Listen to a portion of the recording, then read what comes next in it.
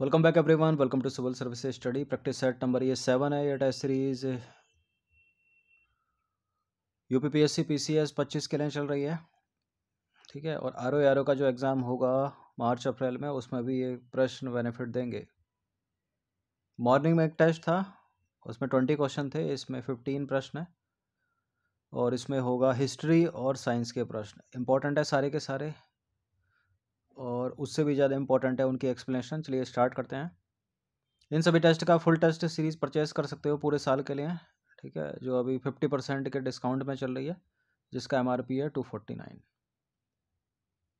Question number 1 पर आ जाइए। सूची 1 को सूची 2 के साथ सम्मिलित कीजिए। नीचे दिए गए कूट का प्रयोग करके सही उत्तर का चुनाव कीजिए। सूची 1, सूची 2। वाक्यान्वीस, दरोगा डाक, मुकदम और मुतसद्दी। कौन इनमें से समाचार विवरण करने वाला है? बंदरगाह के गवर्नर कौन है? संचार माध्यम गांव का मुखिया कौन? वाक्यान्वीस समाचार विवरण करने वाला, दरोगाए डाक संचार माध्यम। वाक्यान्वीस समाचार विवरण करने वाला और दरोगाए डाक हो गया संचार माध्यम, मुकद्दम हो गया गांव का मुखिया, मुसद्दी हो गया बंदरगाह के गवर्नर। तो ए का हो गया 4 और डी का हो गया 3। ए का 4, डी का 3 दो में है, लेकिन सी का 2 है, बी का 2 है और सी का 1 है। तो इसका आंसर क्या हो जाएगा? Option number B. ठीक है, वाक्यान्वी या वाक्यान्वीस समाचार विवरण करने वाला, दरोगा डाक संचार माध्यम, मुकद्दम गांव का मुखिया इंपॉर्टेंट है, मुसद्दी बंदरगाह के गवर्नर, मुतसद्दी बंदरगाह के गवर्नर। एक इसके अतिरिक्त है मीर मसान, शाही घराने और शाही कारखाने का प्रभारी अधिकारी, और बरीद है खुफिया अधिकारी। क्वेश्चन नंबर 2 पर आ जाइए। निम्नलिखित में से कौन सा कथन अकबर के भू राजस्व प्रशासन के बारे में सही नहीं है? अकबर ने दहसाला भूमि राजस्व प्रणाली की शुरुआत की। चाचर भूमि पर प्रत्येक वर्ष खेती की जाती थी। और अकबर ने किसानों के प्रति उदार दृष्टिकोण अपनाया था। क्या? बटाई या गल्ला बख्शी भू राजस्व के मूल्यांकन प्रणालियों में से एक थी। अकबर के भू राजस्व प्रशासन के बारे में पहला वाला कथन ठीक है। अकबर ने किसानों के प्रति उदार दृष्टिकोण अपनाया, ये भी ठीक है। बटाई या गल्ला बख्शी भू राजस्व के मूल्यांकन प्रणालियों में से एक थी, ये भी ठीक है। गलत है यहाँ पर ऑप्शन नंबर बी, क्योंकि चाचर भूमि पर प्रत्येक वर्ष खेती नहीं की जाती थी। 3 से 4 वर्षों में खेती की जाती थी चाचर भूमि पर। बी गलत है यहाँ पर। तो स्टार्ट करेंगे दहसाला भूमि प्रणाली से, जो पहले ऑप्शन में है। लगभग 1580 में अकबर ने दहसाला प्रणाली की शुरुआत की, जिसके तहत राजस्व पिछले 10 वर्षों के आधार पर मूल्यांकन की गई भूमि की औसत उपज पर तय किया गया था। बाद में एक और सुधार किया गया, जिसमें न केवल स्थानीय कीमतों को ध्यान में रखा गया, बल्कि समान प्रकार की उत्पादकता वाले परगनों को अलग अलग मूल्यांकन मंडलों में विभाजित किया गया। पहला वाला सही है। भूमि को 4 श्रेणियों में विभाजित किया गया था। कितनी? 4 श्रेणियों में। एक तो है पोलज भूमि। ठीक है, पोलज भूमि पर खेती की जाती थी प्रत्येक वर्ष खेती पोलज भूमि पर की जाती थी, ना कि चाचर भूमि पर। चाचर भूमि पर 3 या 4 वर्ष में खेती की जाती थी, तो दूसरा वाला गलत है, वही आंसर है। एक थी प्रति भूमि 2 वर्ष में एक बार खेती की जाती थी। प्रति भूमि पर खेती होने पर पूर्ण पोलज दर पर भुगतान किया जाता था। एक थी बंजर यानी रेगिस्तानी भूमि, 5 या अधिक वर्ष में एक बार इसमें खेती की जाती थी। ठीक है, बंजर भूमि, अनुपजाऊ। अकबर की खेती के सुधार और विस्तार में अकबर की खेती के सुधार और विस्तार में गहरी रुचि थी। उसने आमिल से कहा, मतलब राजस्व अधिकारियों से कहा, कि वे किसानों के लिए पिता की तरह काम करें और साथ ही जरूरत के समय किसानों को बीज, औजार, पशु आदि के लिए तकावी ऋण प्रदान करे एवं उन्हें आसान किस्तों पर वसूल करे। ठीक है, अकबर ने किससे कहा? आमिल से कहा। आमिल कौन थे अकबर के शासनकाल में? राजस्व अधिकारी। ये सब याद रखिएगा। अकबर के अधीन कई अन्य मूल्यांकन प्रणालियां भी अपनाई गई। सबसे सामान्य एवं प्राचीन को बटाई या गल्लाबख्शी कहा जाता था, जिसमें उपज को किसानों तथा राजस्व के बीच निश्चित अनुपात में विभाजित किया जाता था।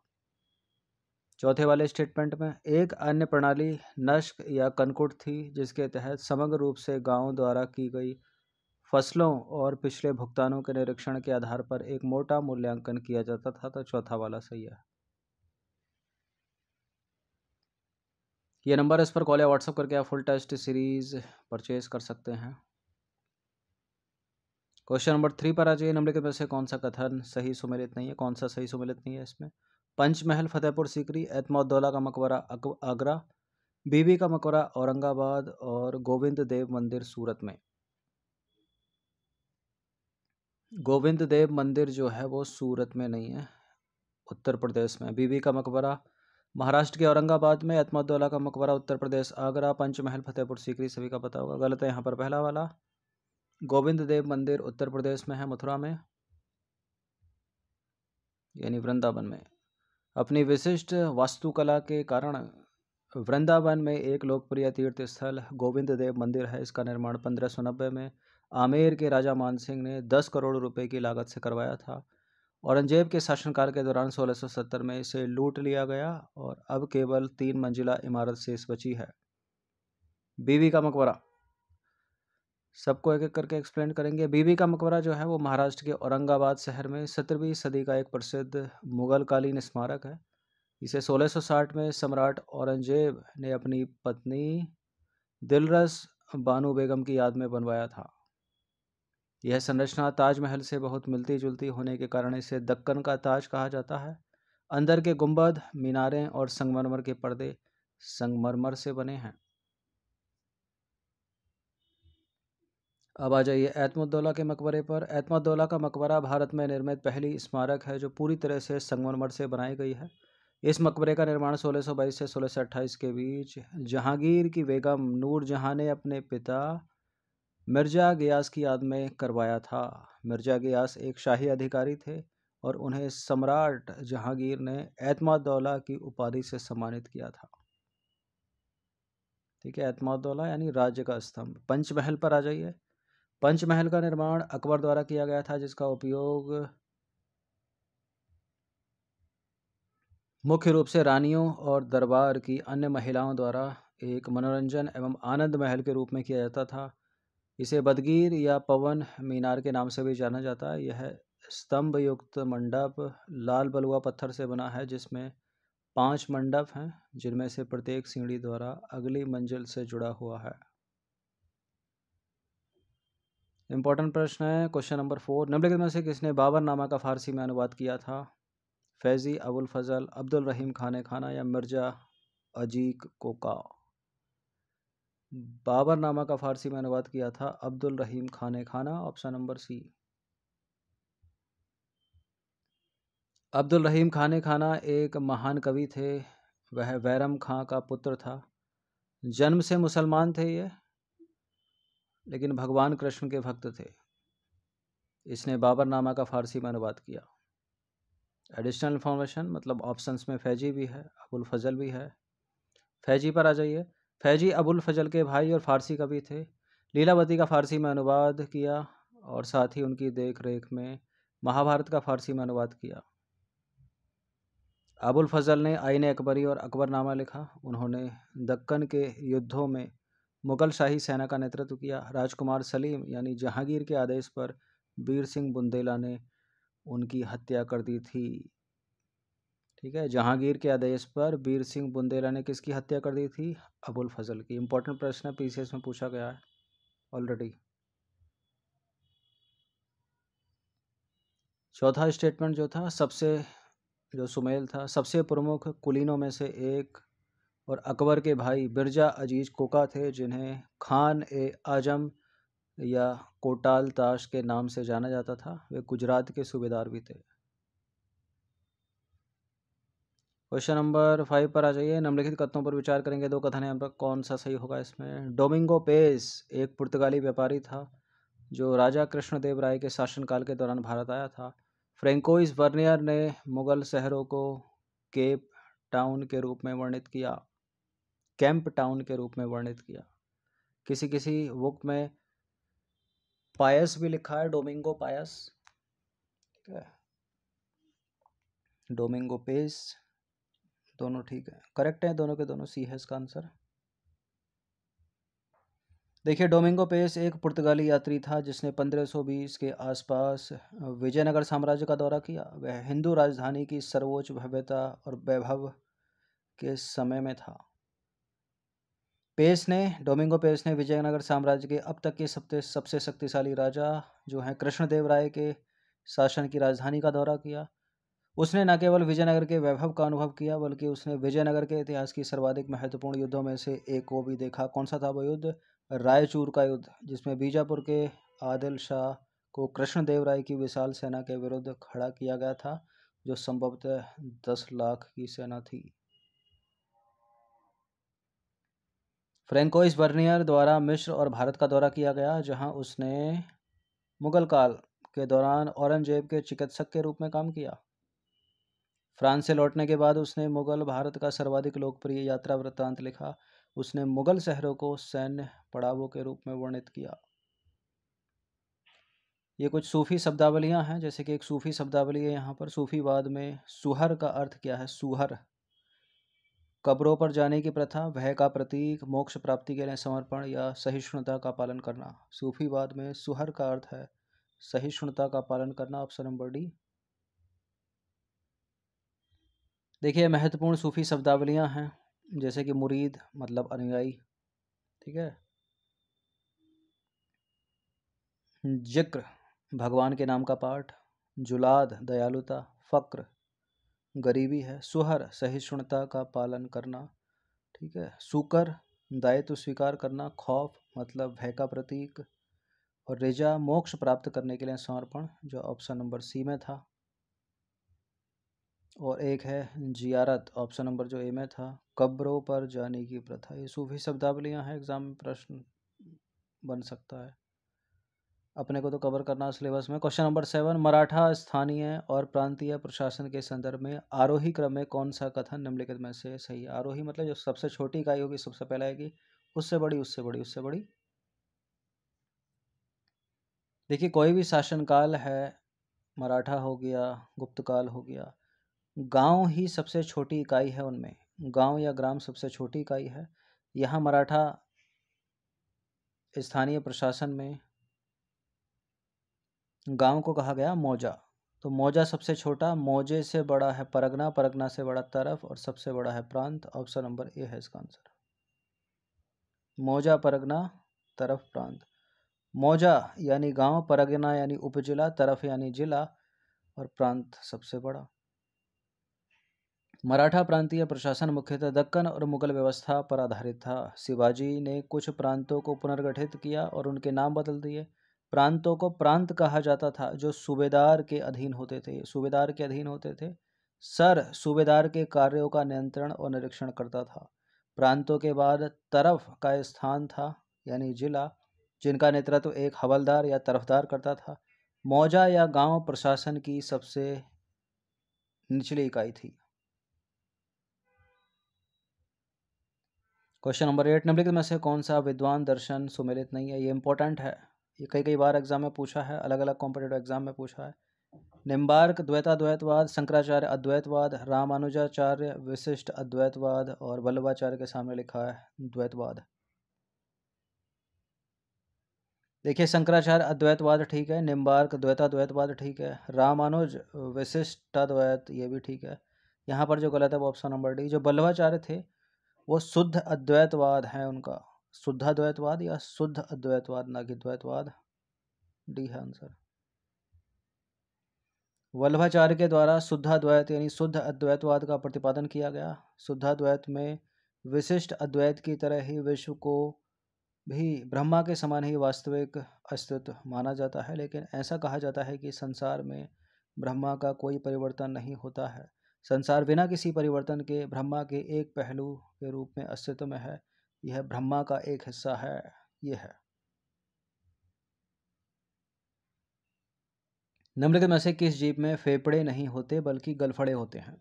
अब गलफड़े होते हैं तो मत्स्य वर्ग का प्राणी होगा वो। वेल जो कि स्तनधारी है, मैमल है, फेफड़ों से सांस लेता है। डॉल्फिन मैमल है, फेफड़ों से सांस लेता है। ईल जो है वो मत्स्य वर्ग का है, ठीक है, ये गलफड़ों से सांस लेता है। समुद्री सांप मैमल नहीं है, लेकिन ये भी फेफड़ों से सांस लेता है, तो सी है इसका आंसर। देखिए, ईल जो है वो मत्स्य परिवार का भाग है, साथ ही इनमें सांस लेने के लिए गलफड़े होते हैं। समुद्री सांपों में गलफड़े नहीं होते बल्कि फेफड़े होते हैं, और उन्हें हवा के लिए सतह पर जाना पड़ता है। दो जलीय जीव जिनमें गलफड़े नहीं होते, डॉल्फिन और व्हेल।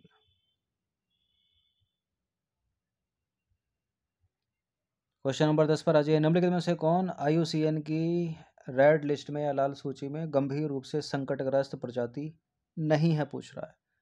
इनमें से कौन IUCN की रेड लिस्ट में क्रिटिकली इंडेंजर्ड नहीं है? जो क्रिटिकली इंडेंजर्ड है, संख्या में कम है, वो है गुलाबी सिर वाली बत्तख। ठीक है, गुलाबी सिर वाली बत्तख, हॉक्सविल कछुआ, हॉक्सविल टर्टल, ये भी जो है क्रिटिकली इंडेंजर्ड है, गंभीर रूप से संकटग्रस्त है, संख्या में बहुत कम बचे हैं ये। ठीक है, मालाबार सीबेट क्रिटिकली इंडेंजर्ड है, गंभीर रूप से संकटग्रस्त है।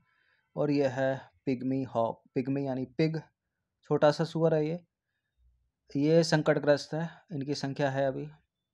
ठीक है, इसके बाद संख्या कम होगी तब यह गंभीर रूप से संकटग्रस्त होगा, तो डी है इसका आंसर। जो पिग्मी हॉक है वो IUCN की रेड लिस्ट में संकटग्रस्त है, यानी लुप्तप्राय है, यानी अंग्रेजी में इंडेंजर्ड है, न कि क्रिटिकली इंडेंजर्ड। यह एक ऐसी दुर्लभ प्रजाति है जो एक संकेतक के रूप में काम करती है। यह स्तनधारियों की दुर्लभ प्रजातियों में से एक है, पिग्मी हॉक। वह जीव जो रिंडरपेस्ट रोग का कारण बनता है, कौन सा है इनमें? बेसिलस, एंथ्रेसिस, माइक्रोविली वायरस, या टोक्सोप्लाज्मा गोंदी, या माइक्रोबैक्टीरियम। तपेदिक का कारण है माइक्रोबैक्टीरियम, तो रिंडरपेस्ट रोग का कारण है microvilli virus, option number B. देखिए, इस साइड है रोग, लेफ्ट साइड में, राइट साइड में है जीव। जैसे कि तपेदिक का कारण है माइक्रोबैक्टीरियम ट्यूबरकुलोसिस। ठीक है, तपेदिक यानी टीबी। एंथ्रेक्स का कारक है बेसिलस एंथ्रेसिस। रेबीज का कारक है rabies virus. Rinderpest microvilli virus. और टोक्सोप्लाज्मोसिस का कारक है टोक्सोप्लाज्मा गोंदी। और खुरपका एवं मुखपका ये पशुओं में होता है, ये है FMD वायरस। क्वेश्चन नंबर 12 पर आ जाइए। समुद्री जीवों के संदर्भ में निम्नलिखित कथनों पर विचार करेंगे। एक समुद्री घास के ऊपर स्टेटमेंट है, दूसरा समुद्री शैवाल के ऊपर। कौन सा इसमें सही होगा? समुद्री घास आवृतबीजी यानी समुद्री फूल वाले पौधे हैं जो दिखने में घास के समान होते हैं। समुद्री शैवाल थैलाइड पौधे हैं जिनमें जड़ों, तनों और पत्तियों जैसे वास्तविक ऊतकों का कोई अंतर नहीं होता है। बिल्कुल एक ही जैसे दिखते हैं, ये तो करेक्ट है। दूसरा वाला भी, पहला वाला भी, दोनों के दोनों ठीक हैं, सी है इसका आंसर। ठीक है, तो ये है समुद्री घास। एक्सप्लेनेशन की उतनी आवश्यकता है नहीं इसको दोहराने की, देख लीजिए आप पॉज मार के। और यह है समुद्री शैवाल। ये है इम्पोर्टेंट प्रश्न, थोड़ा सा समझना है, इसमें डायग्राम ही पूरा डिफाइन कर देगा इसको। जैव मंडल आरक्षित क्षेत्र यानी बायोस्फीयर रिजर्व एरिया के संदर्भ में निम्नलिखित में से कौन सा कथन सही है? देखिए, बायोस्फीयर रिजर्व को जो है 3 भागों में बांटा जाता है। कितने भागों में? 3 भागों में। एक है कोर जोन, ठीक है, इसके बाहर का जो एरिया वो है buffer zone. Core zone, buffer zone, और सबसे बाहर का जो है वो है ट्रांजिशन जोन यानी संक्रमण क्षेत्र। अब ये जो बीच वाला जोन है ना, इसमें रहते हैं पौधे और जानवर मेनली, तो इसमें तो सारी गतिविधियां जो हैं वो बैन हैं। ठीक है, कोई मानवीय गतिविधि नहीं होती इसमें। कोर जोन में केवल रजिस्टर्ड लोग ही अंदर जा सकता है। बाकी जो बफर जोन है, कोर जोन के बाहर ट्रांजिशन जोन है, यहाँ पर चलता है। यहाँ घर भी होते हैं, बस्तियाँ भी होती हैं, एजुकेशन भी होता है यहाँ पर। ठीक है, उसी से रिलेटेड ये स्टेटमेंट है नीचे। अब संक्रमण क्षेत्र यानी जो सबसे बाहर का जोन है, और बफर जोन यानी जो बाहर से अंदर का है। कोर जोन पर तो चर्चा है नहीं इसमें। जैव मंडल आरक्षित क्षेत्र के संक्रमण क्षेत्र में पर्यटन, मछली पकड़ने और चराई की अनुमति है। जैव मंडल आरक्षित क्षेत्र के बफर जोन में बस्तियों, फसल भूमि और गहन मनोरंजन के क्षेत्र की अनुमति। कौन सा इसमें सही है? देखिए दोनों के दोनों गलत हैं, क्योंकि वस्तियों, फसल भूमि और गहन मनोरंजन की जो अनुमति है वो है संकीर्ण क्षेत्र में। पर्यटन, मछली पकड़ने और चराई की अनुमति वो है बफर जोन में। तो ऊपर का नीचे, नीचे का ऊपर है। फिलहाल ये इनमें से कोई भी सही नहीं है। ये डायग्राम को देखिए जरा। बायोस्फीयर रिजर्व 3 भाग। कोर जोन, ठीक है, कोर जोन में है जानवर, पेड़ पौधे मेनली। इसके बाहर जो होता है वो बफर जोन होता है। बफर जोन में शैक्षणिक गतिविधियां हैं, ठीक है, मानव बस्तियां भी हैं बफर जोन में। इसके बाहर होता है ट्रांजिशन जोन, इसमें भी एजुकेशन, शिक्षा, ठीक है, और रिसर्च होती है इसमें। मॉनिटरिंग इसमें है। टूरिज़्म, ठीक है, टूरिज़्म किस में ज़्यादा चलता है? ट्रांजिशन जोन में। अब एक्सप्लेनेशन पर आ जाइए। जैव मंडल आरक्षित क्षेत्र यानी बायोस्फीयर रिजर्व एरिया, इसमें इसे 3 मुख्य क्षेत्रों में विभाजित किया गया है जो इस प्रकार है। एक है कोर जोन, यह जैव मंडल आरक्षित क्षेत्र का सर्वाधिक संरक्षित क्षेत्र है। इसमें स्थानीय पौधे और पशुओं को शामिल किया जाता है। कोर जोन एक ऐसा क्षेत्र है जो ज़्यादातर राष्ट्रीय उद्यान या अभयारण्य की तरह वन्य जीव संरक्षण अधिनियम 1972 द्वारा लाए गए नियमों द्वारा संरक्षित होता है। तो कोई भी ऐरा गैरा इसमें नहीं जाएगा। इसे मानवीय हस्तक्षेप से रहित रहित बनाए रखा जाता है। इसके बाहर का जो एरिया होता है वो होता है buffer zone. Buffer zone core zone के चारों ओर से घिरे हुए है। साथ ही इस क्षेत्र में इसकी गतिविधियों को इस तरह से प्रतिबंधित किया जाता है कि कोर जोन को उसकी प्राकृतिक स्थिति में संरक्षित करने में सहायता प्राप्त होती है। बफर जोन में पुनर्स्थापना सीमित पर्यटन है लेकिन सीमित है। मछली पकड़ना शामिल है, चराई आदि इसमें कर सकते हैं। इसमें अनुसंधान एवं शैक्षणिक गतिविधियों को प्रोत्साहित किया जाता है, ठीक है। जो दूसरे की बात थी वो पहले स्टेटमेंट के लिए है, पहली बात थी वो दूसरे के लिए है। तीसरा जो बाहर का एरिया है वो है ट्रांजिशन जोन यानी संकीर्ण क्षेत्र हिंदी में।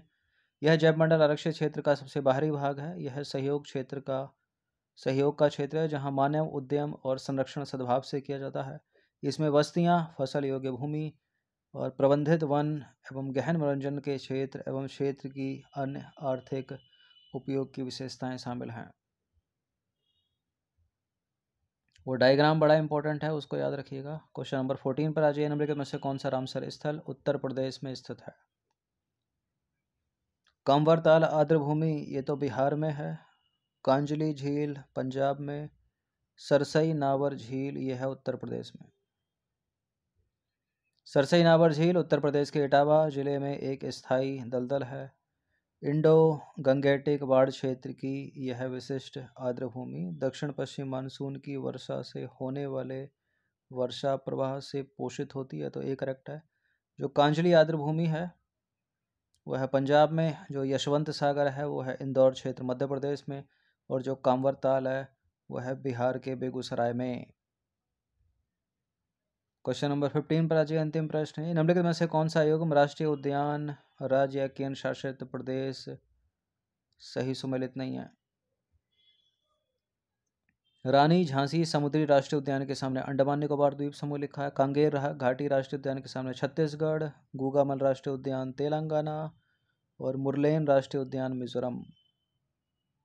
रानी झांसी समुद्री राष्ट्रीय उद्यान अंडमान निकोबार द्वीप समूह सही है। कांगेर घाटी राष्ट्रीय उद्यान छत्तीसगढ़ ठीक है। मुरलेन राष्ट्रीय उद्यान मिजोरम ठीक है। और गूगामल राष्ट्रीय उद्यान तेलंगाना, ये मिसमैच है यहाँ पर। सी है इसका आंसर।